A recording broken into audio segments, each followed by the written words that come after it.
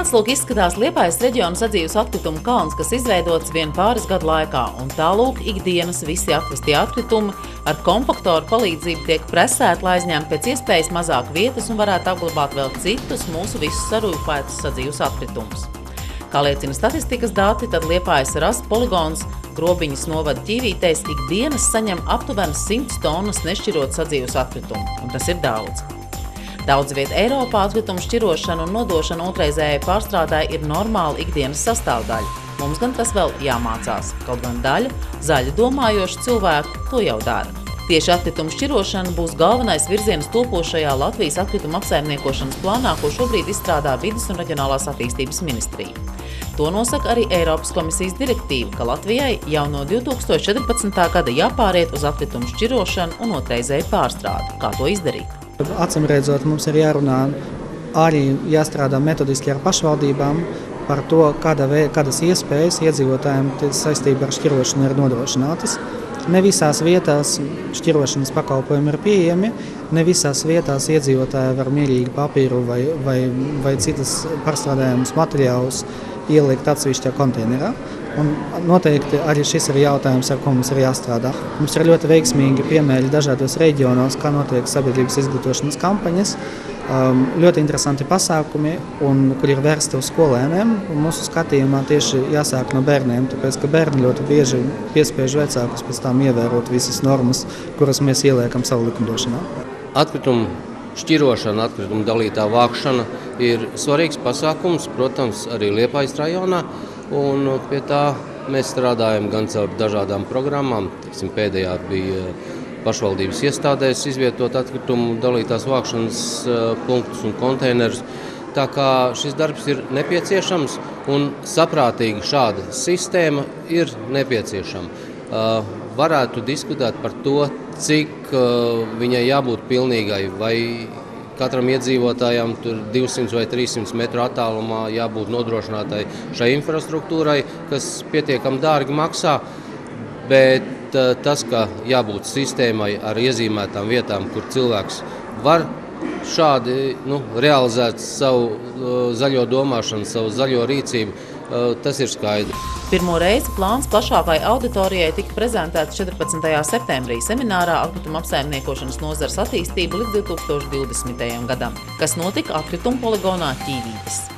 Īstenībā daudz kas ir izdarīts. Ir izpildīts gandrīz vai viss, vai tuvu tam no vecā plāna. Tad Latvijā ir rekultivēts praktiski visas ar retiem izņēmumiem vecās izgāstuves, kuras bija katrā otrā grāns karjerā, ir uzbūvēti poligoni. Ir sakārtot atkrituma apsaimniekošanas sistēma. Vienu brīdi tagad iestājās tāda neziņa, tāda pauze, kas izsauc stresu, kas būs tālāk. Un to tālāko darbību, to tālāko vīziju, protams, iezīmē nākamā perioda valsts plānā. Fundamentālas pārmaiņas nozarē gan nesot gaidāmas, bet pārmaiņas būšot. Par ko mums nāksies diskutēt nākamajā atkrituma apsaimniekošanas plānā, tā ir depozīta sistēma. Tas ir jautājums par poligonu darbības finansēšanu, kā vietas, kur mēs apglabājam atkritumus. Tāpat arī jautājums par izmaiņām iespējamam dabas resursu nodokļu sistēmā, lai pilnveidotu, efektivizētu šīs lietas. Bet katrs no šiem pasākumiem, pat cik ir saistīts ar normatīviem aktiem, normatīvu aktu grozījumiem, par katru no šiem pasākumiem ir vēl atsevišķi jādiskutē. Līdz ar to plānā mēs varam iezīmēt virzienus, kuros mums vajag attīstīt šīs diskusijas, nevis uzreiz pateikt precīzi lēmumus, kas mums būtu jāpieņem. Tieši jautājums par poligonu finansēšanu izsaucās diskusijas, jo esošā plāna redakcija nosaka, ka turpmāk vairs nebūšot valsts atbalsts poligoniem. Viedokļi ir dažādi. Liepājas RAS vadība gan neredz tur nekā slikta. Poligoniem atbalsts līdz šim ir bijis, un mēs to esam izmantojuši vispilnīgākā mērā. Arī šobrīd notiek mums poligonā būvniecības un poligonu optimizācijas darbi ar Eiropas Savienības atbalstu. Tā kā šīs programmas bija un tās vajadzēja izmantot. Mēs to esam izdarījuši. Tas, ka nebūs turpmāk šādas programmas tieši atbalsts poligoniem, tas ir saprotams, jo apglabājamo atkritumu daudzumam jāsamazinās un poligoniem jābūt izveidotiem tādiem, lai nodrošinātu šīs nepieciešamības. Tā kā virziens ir pareizs. To, ka Liepājas reģions un Liepājas RAS daudz paveicis, atzīst arī ministrija.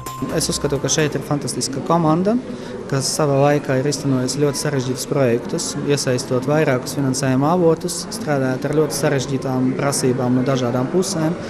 Un šī pirmā projekta veiksme noteikti ir palīdzējusi šim poligonam attīstīties arī uz priekšu. Es uzskatu, ka atslēga šai vietai ir ļoti, ļoti forša komandā, kas šeit strādā. Jaunā atkrituma apsaimniekošanas valsts plāna izstrādē atlicis pavisam nedaudz laika, jo tam jāstājas spēkā jau ar nākamā gada 1. janvāri.